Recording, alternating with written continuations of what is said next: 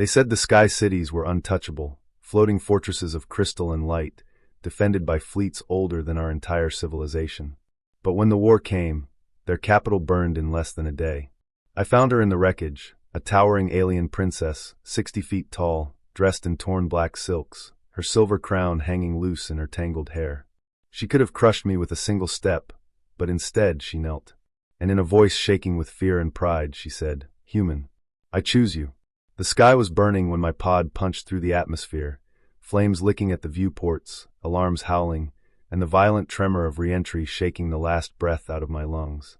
Below, the world stretched in ruins, vast stretches of blackened forest, shattered mountains where floating citadels had fallen, and the hulking wrecks of war machines still smoldering. My transport had been hit in orbit during the siege, and the escape pod had dropped me into the heart of enemy territory. Somewhere in the chaos, my side had lost contact with me. Now it was just me, my dwindling supplies, and the impossible task of surviving behind enemy lines.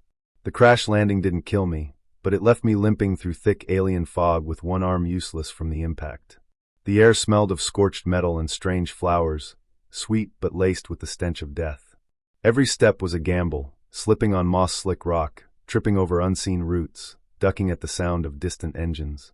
My ration pack was torn open from the fall, leaving me with less than 2 days of food and a leaking water filter. My training told me to hide, to wait for rescue, but every distant explosion made it clear no one was coming soon. I found her 3 days later.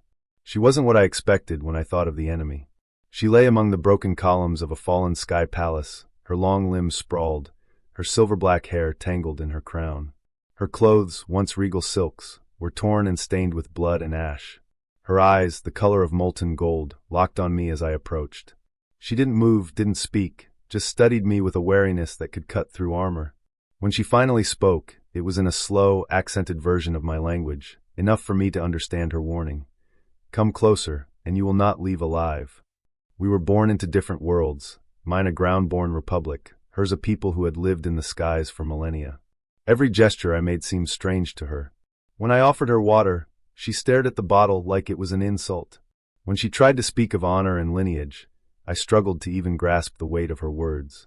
Yet hunger and exhaustion made both of us set aside pride. We built a fire together, traded food, and argued over how to treat her injured leg. Our shared language was clumsy, but the silence between words began to hold meaning.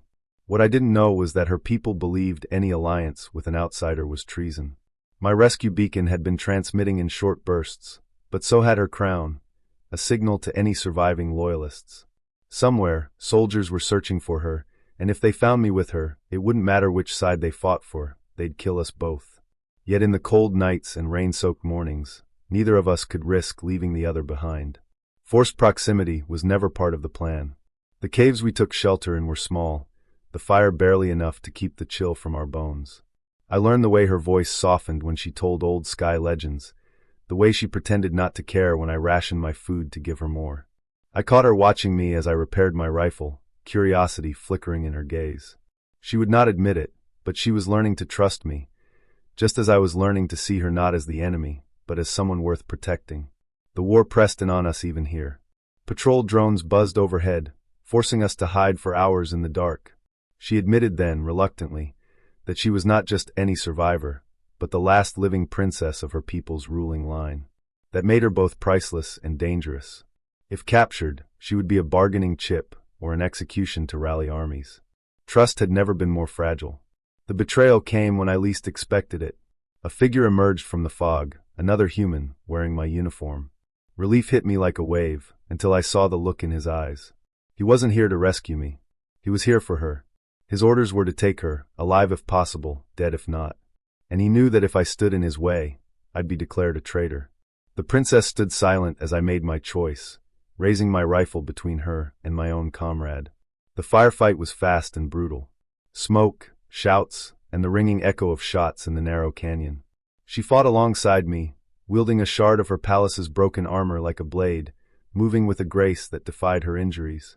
We barely escaped, sprinting through the ruins as enemy gunships roared in pursuit. My shoulder burned where a round had grazed me, but she refused to leave me behind, dragging me into the safety of a half-collapsed tunnel. That night, As the rain poured outside and the distant hum of ships faded, she broke. Her voice trembled as she spoke, not as a princess, but as a woman who had lost her home, her people, and her future. She admitted she had chosen me not because she trusted humans, but because she trusted me. I told her I had chosen her for the same reason. The silence that followed was heavy, but it was not empty. The next morning, we stopped running. Instead, we began planning. If she could reach a neutral sky council, she could offer her title as leverage to end the war. But she could not get there without human help, and I could not go back to my side after what I'd done. So we formed something fragile but real, an alliance between one soldier and one fallen princess. We walked into the ruins of a burned forest together, side by side, toward a war we might never survive. But for the first time since my pod had fallen from the sky, I felt it, hope. Not just for survival, but for something bigger. For peace. For the chance that the sky might one day be whole again. And maybe, just maybe, for a future where she and I could stand beneath it, together.